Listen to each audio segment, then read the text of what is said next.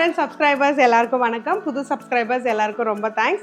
இன்னைக்கு ரொம்ப இன்ட்ரெஸ்டிங்கான ரெசிபி தான் பார்க்க போகிறோம். தக்காளி சாதம். ஆனால் தக்காளி பொடி வச்சு தக்காளி சாதம் செய்ய போகிறோம்.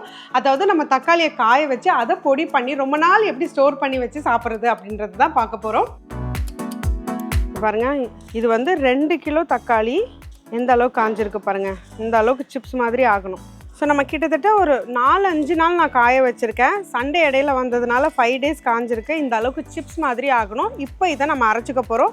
இது கூட என்னென்ன பொருள்லாம் சேர்த்து அரைக்கிறதுன்னு பார்க்கலாம். இது ஜென்ரலி நீங்கள் கடையில் வாங்குகிற புளியோதரை மிக்ஸ், லெமன் சாதம் மிக்ஸ் மாதிரி தான் இந்த தக்காளி சாதம் மிக்ஸ். அப்படியே நீங்கள் சாப்பாட்டில் மிக்ஸ் பண்ணி லஞ்ச் பாக்ஸ்க்கும் பேக் பண்ணலாம். ரொம்ப நாள் வச்சு ஒரு 2 months வரைக்கும் கூட வச்சு இதை யூஸ் பண்ணலாம். இதுக்கு தேவையான பொருட்கள் என்னென்னது இப்போ பார்க்கலாம். ஸோ ஃபஸ்ட்டு இதுக்கு நம்மளுக்கு தேவையானது இந்த காஞ்ச தக்காளி தான். கிட்டத்தட்ட 2 கிலோக்கு நம்ம நாட்டு தக்காளி தான் எடுத்திருக்கோம். நான் பெங்களூர் தக்காளி எடுக்கலை. நாட்டு தக்காளி இந்த மாதிரி ரவுண்டாக ஸ்லைஸ் பண்ணி ஒரு 4 to 5 days காய வச்சு எடுத்திருக்கேன். நல்லா இந்த மாதிரி சிப்ஸ் மாதிரி வந்திருக்கு. இதை வந்து சின்ன மிக்ஸி ஜாரில் நம்ம அடிச்சுக்கிட்டோன்னா தான் நல்லா பவுடர் ஆகும். அப்படி பவுடர் ஆகலனாலும் நம்ம சலிச்சு அடிச்சுக்கணும். ஸோ இந்த தக்காளி கூட நம்ம சேர்த்து வறுத்து அரைக்க போகிற ஐட்டம்ஸ் என்னென்னன்றதை பார்த்துருவோம். 2 டேபிள் ஸ்பூன் கடலைப்பருப்பு. நான் ஸ்பூன் கூட உங்களுக்கு காட்டுறேன். இந்த அளவுக்கு இருக்கணும். இதுக்கு பேர் தான் டேபிள் ஸ்பூன். இதில் நான் 2 டேபிள் ஸ்பூன் கடலைப்பருப்பு எடுத்திருக்கேன். 2 டேபிள் ஸ்பூன் உளுத்தம் பருப்பு எடுத்திருக்கேன். 3 டேபிள் ஸ்பூன் தனியா எடுத்திருக்கேன். 2 டீஸ்பூன், இந்த ஸ்பூனில் பார்த்தீங்கன்னா ஒரு 1.5 டீஸ்பூன் இருக்கும் துவரம் பருப்பு. அது நல்ல வாசனை கொடுக்கும். இது கூட ஒரு 20 பல் பூண்டு தோலோட நான் இடித்து அதையும் வதக்கிக்க போகிறேன். ஒரு 2 டீஸ்பூன் எண்ணெயில் நம்ம வதக்கணும்னா நல்லா கிறிஸ்பி ஆகிடும். அடுத்து 20 காஷ்மீரி காஞ்ச மிளகாய் எடுத்திருக்கேன். நீங்கள் நார்மல் மிளகாய் எடுக்கிறதா இருந்ததுன்னா 12லேருந்து 15 தாராளமாக போதும். அரைக்கும் போது நம்ம 1/2 டீஸ்பூன் மஞ்சள்தூள் சேர்த்துக்கலாம். 1/2 டீஸ்பூன் பெருங்காயம் சேர்த்துக்க போகிறோம். அடுத்து தாளிக்கிறதுக்கு நம்ம சாதத்தில் போட்டு தாளிக்கிறதுக்கு கடுகு, சீரகம், உளுந்து, கடலைப்பருப்பு இது எல்லாத்தையும் நான் மிக்ஸ் பண்ணி வச்சுருக்கிறேன். கொஞ்சமாக முந்திரி பருப்பு. இந்த பொடியில் மொத்தமாக சேர்த்து நம்ம யூஸ் பண்ண போகிறது கிடையாது. எவ்வளோ வேணுமோ அதை யூஸ் பண்ணிக்க போகிறோம். 4-5 கொத்து கருவேப்பிலை. ஸோ அதை செய்ய ஸ்டார்ட் பண்ணிடலாம். ஸோ எல்லாத்தையும் வறுத்து எடுக்கிறதுக்கு நான் ஒரு பெரிய அகலமான கடாய் எடுத்திருக்கேன். ஃபஸ்ட்டு நம்ம தக்காளியும் வதக்கிக்கணும். ஸோ தட் இதையும் ஒரு தடவை ட்ரை ரோஸ்ட் பண்ணோன்னா அரைக்கிறதுக்கு ரொம்ப யூஸ்ஃபுல்லாக இருக்கும். ஸோ ஃபஸ்ட்டு நம்ம இதை போட்டு வறுத்துக்கலாம். ஸோ ஃபஸ்ட் இதை லோ ஃப்ளேமில் வச்சு ஒரு 5 minutesக்கு வறுத்துக்கலாம். ஸோ இது வறுப்பட்டாச்சு.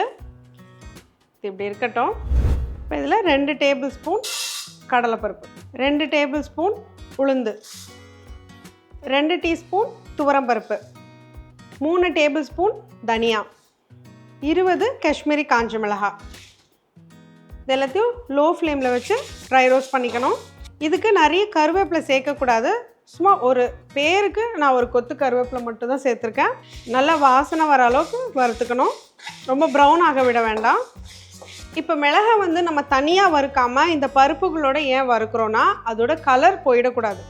ஏன்னா நம்ம தக்காளி சாதம் பொறுத்த வரைக்கும் அது ரெட்டிஷாக இருக்கணும். இது ரொம்பவும் ரெட்டிஷாக இருக்காது. ஸோ அந்த நேச்சுரல் ரெட் வரணுன்றதுக்காக நான் அதை தனியாக வறுக்கலை. எப்படி தான் நம்ம தனியாக வறுத்தாலும் லைட்டாக அது கருப்பாக இருக்கும். அதனால தான் நம்ம பருப்போடு சேர்த்து வறுத்துக்கிறோம். ஸோ நல்லா கலர் மாறி இருக்கு. ரொம்ப நான் கலர் மாற விடலை. ஸோ இதை எடுத்து இது உள்ளே வச்சுக்கலாம். கொஞ்சம் ஆற விட்டு ஃபஸ்ட்டு இதை மட்டும் தனியாக அரைச்சிக்க போகிறோம். தக்காளி தனியாக அரைச்சிப்போம். அதுக்கப்புறம் ரெண்டுத்தையும் ஒன்றா சேர்த்து மறுபடியும் அரைப்போம். ஸோ இதை ஆறட்டும். இப்போ நம்ம பூண்டு வறுத்துக்க போகிறோம். ஸோ இதில் கொஞ்சமாக எண்ணெய் ஊற்றி நம்ம இடித்து வச்சுருக்கிற பூண்டை வறுத்துக்கலாம். நல்லா கிறிஸ்பியாக வறுத்துக்கணும். பூண்டு ரொம்ப உங்களுக்கு அதிகமாக வேண்டானா நீங்கள் ஒரு 5 பல் பூண்டோட நிறுத்திக்கலாம். பட் தக்காளி சாதத்தில் இந்த பூண்டு இந்த மாதிரி இவ்வளோ சேர்க்கும் போது ரொம்ப வாசனையாக இருக்கும். இப்போ பார்த்தீங்கன்னா வறுக்கும் போது உங்களுக்கு கரகரன்னு சவுண்ட் இருக்கணும், சிப்ஸ் மாதிரி. அப்போ நீங்கள் எடுத்துடலாம். இந்த சிம்மில் வச்சு நீங்கள் பண்ணிங்கன்னா தான் கருகாமல் இந்த பூண்டு வறுபட்டு வரும். நல்லா இடிச்சுக்கிட்டு பண்ணுங்கள். நான் தோலோடு சேர்க்குறேன். உங்களுக்கு வேண்டான்னா தோலை எடுத்துருங்க. பாருங்கள், எனக்கு நல்ல கலர் மாறி இருக்குது ஆனால் கருகலை. ஸோ இந்த ஸ்டேஜில் நான் ஸ்டவ் ஆஃப் பண்ணிடுறேன். எனக்கு ஒரு 5 to 6 minutes ஆச்சு இது ரெடி ஆகிறதுக்கு. இந்த மாதிரி சிப்ஸ் மாதிரி இருக்கணும். ஸோ இதை எடுத்து இதிலே நான் போட்டு வச்சிடுறேன். ஆறணும். பூண்டும் ஆறுச்சுன்னா நல்லா கிறிஸ்பி ஆகிடும். ஸோ இப்போ ஒரு மிக்ஸி ஜாரில் ஃபஸ்ட்டு இந்த பொருட்களெல்லாம் நம்ம அரைச்சிக்க போகிறோம். தக்காளி நம்ம தனியாக அரைச்சிட்டு அதுக்கப்புறம் இது கூட சேர்த்துக்க போகிறோம். ஸோ இப்போ இதை அரைக்கும் போது நான் ஒரு 1/2 டீஸ்பூன் பெருங்காயம் சேர்க்குறேன். 1/2 டீஸ்பூன் மஞ்சள்தூள் சேர்க்குறேன். இது கூடவே 1 டீஸ்பூன் உப்பு சேர்க்குறேன். இதை பவுடர் பண்ணிட்டு வந்துடுறேன். ஸோ இப்போ இதை ஃபஸ்ட்டு நான் பவுடர் பண்ணியிருக்கேன். அடுத்து தக்காளி இப்போ பவுடர் பண்ணிட்டு வரப்போகிறேன். இப்போ தக்காளி அரைக்கிறதுக்கு நீங்கள் சின்ன மிக்ஸி எடுத்துக்கிட்டிங்கன்னா தான் நல்லா பவுடர் ஆகும். இல்லை நீங்கள் மிஷினில் நிறைய குவான்டிட்டி செய்கிறதா இருந்தால் நம்ம மிஷினில் கூட அரைச்சிக்கலாம். நான் கொஞ்சம் கொஞ்சமாக போட்டு அரைச்சிக்க போகிறேன். ஸோ இதை அரைச்சிட்டு வந்து எப்படி இருக்குன்னு காட்டுறேன். ஸோ இப்போ பாருங்கள் தக்காளி எந்த கலரில் வந்திருக்குன்னு. நீங்கள் எக்ஸ்பெக்ட் பண்ணுற மாதிரி ரெட்டிஷாக வராது. இதுதான் இதோட மேக்ஸிமம் கலர். ஸோ நீங்கள் பண்ணும்போது இப்படி தான் வரும். ஓரளவுக்கு டார்க் ஆரஞ்சு ரெட்டிஷாக இருக்கும். ஸோ சின்ன மிக்சியில் எனக்கு போட்டதுனால நல்லாவே அரைப்பட்டுருச்சு. ஸோ இதை வந்து நம்ம ஒரு தடவையாக அரைச்சி நம்ம ஏற்கனவே அரைச்சி வச்சுருக்கோம் இல்லையா இந்த பொடி, இதில் நம்ம சேர்த்துக்க போகிறோம்.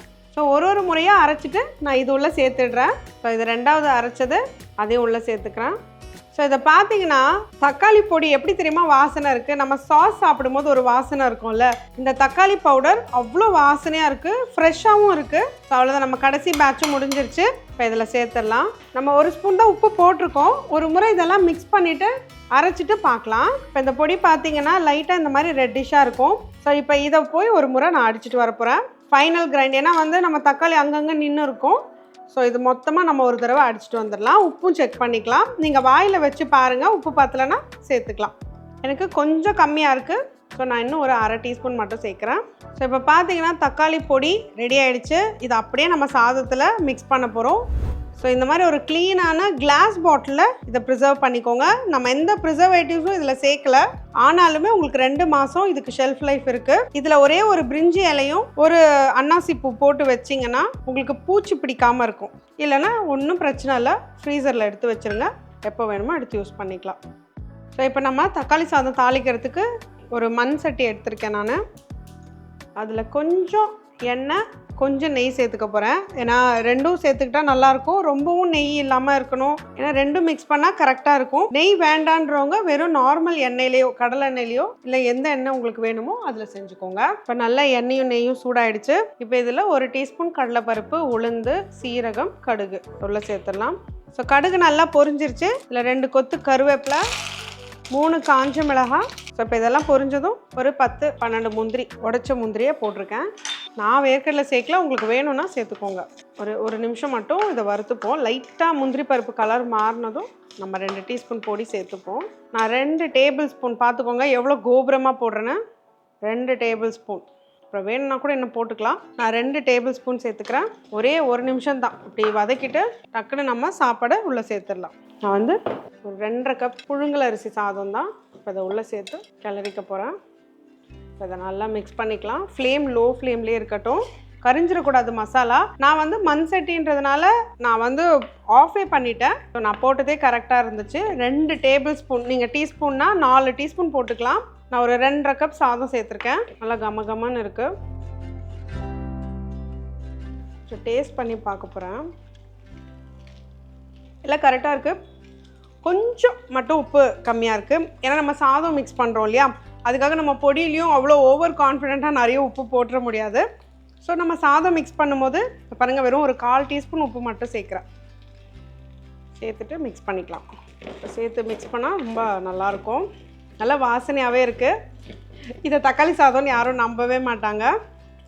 ஒரு நல்ல டிஃப்ரெண்ட் டேஸ்ட்டில் சூப்பராக இருக்கும். நல்லா காரம்லாம் திட்டமாக இருக்குது, ரொம்ப தூக்கலாகவும் இல்லை, காரம் இல்லாமையும் இல்லை, சூப்பராக இருக்குது. ஸோ எல்லோரும் கண்டிப்பாக ட்ரை பண்ணுங்கள். இதை நம்ம வந்து இன்றைக்கி வந்து தையலையில் கட்ட போகிறோம்.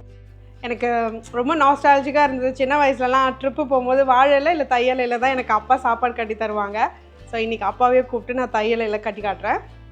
ஸோ அவ்வளோதான், தையல் அப்பா வாங்கிட்டு வந்துட்டாங்க. கீழே ஒரு நியூஸ் பேப்பர், அங்கே இங்கே லைட்டாக கொட்டுது, அப்படியே அட்ஜஸ்ட் பண்ணிவிடுவோம். ஸோ இவ்வளோ போட்டால் கரெக்டாக இருக்கும். ஸோ நம்ம தக்காளி சாதத்துக்கு நான் முட்டை தான் வறுத்து வச்சுருக்கேன். செம்மையாக இருக்கும். எங்கள் அப்பாலாம் உருளைக்கிழங்கு தான் கேட்பாரு. ஸோ முட்டை தான் நான் வச்சுருக்கேன். அப்போ பேக் பண்ணிவிடுங்க. பேக்கிங்லாம் வந்து எனக்கு எங்கள் அப்பா தான் பெஸ்ட்டு. இன்னமும் அவரே டிபெண்ட் பண்ணியிருக்கேன். நான் வந்து டிஃபன் பாக்ஸில் தான் பேக் பண்ணுவேன். இதிலலாம் எனக்கு பேக் பண்ண வராது. டேட்ஸ் லிட்டில் பிரின்சஸ்லாம் கிண்டல் பண்ணாதீங்க. இந்த மாதிரி சில விஷயங்கள் தான் எனக்கு தெரியாது. மற்ற வேலையெல்லாம் நான் தான் வீட்டில் செய்வேன். அவ்வளோதான். It's ready ready ready ready. So நம்ம தக்காளி பொடியும் சூப்பராக ரெடி ஆகிடுச்சு. நல்லா வாசனையாக ஃப்ரெஷ்ஷாகவே இருக்குது. அதே மாதிரி அப்பா வந்து பொட்டலம் கட்டி கொடுத்துட்டாங்க. So I'm really happy. இதை வந்து நான் சாப்பிட போகிறேன். ஓப்பன் பண்ணி பார்க்கலாமா? டடான் டடான் டடான் டடான் டடான். பார்க்கவே சூப்பராக இருக்குல்ல, அருமையாக இருக்குது. ஆக்சுவலி நான் சூடாக பேக் பண்ணது புகைலாம் வருது, ரொம்பவே நல்லாயிருக்கு. ஸோ எனக்கு எப்போவுமே தக்காளி சாதத்துக்கு முட்டை தாங்க பெஸ்ட்டு காம்போ. இது ஒன்றும் இல்லை, வெறும் குழம்பு மிளகாய்த்தூள், கொஞ்சம் மிளகுத்தூள், உப்பு இதை போட்டு அவிச்ச முட்டையை வறுத்து எடுத்திருக்கேன். சும்மா பார்க்கவே டக்கராக இருக்குல்ல. தையலை பிரியாணி தானே நிறைய சாப்பிட்றீங்க, தையலை தக்காளி சாதம் இந்த முறை ட்ரை பண்ணி பாருங்கள். நம்ம அரைச்ச பொடியெல்லாம் அவ்வளோ கமகமானு இருக்குது. கண்டிப்பாக நீங்கள் இதை ட்ரை பண்ணணும். அண்ட் வாழையில தையலைனாலே நம்ம உட்காந்து சாப்பிட்றது தானே வழக்கம். ஸோ நீங்களும் இதே மாதிரி நாஸ்டாலஜிக்காக ஃபீல் பண்ணிங்கன்னா தையலை இல்லைன்னா வாழை இலையில கட்டி உங்கள் ஹஸ்பண்டுக்கோ, தம்பிக்கோ, அண்ணனுக்கோ, அப்பாவுக்கோ கட்டி கொடுங்க, நீங்களும் சாப்பிடுங்க. ஆனால் ட்ரை பண்ணும்போது மறக்காமல் ஸ்டவ்வோடு சமைக்கும் போது கொஞ்சம் லவ்வோடு சமைச்சிங்கன்னா சுமாராக இருக்கிற சமையல் கூட சூப்பராக இருக்கும். எப்படி?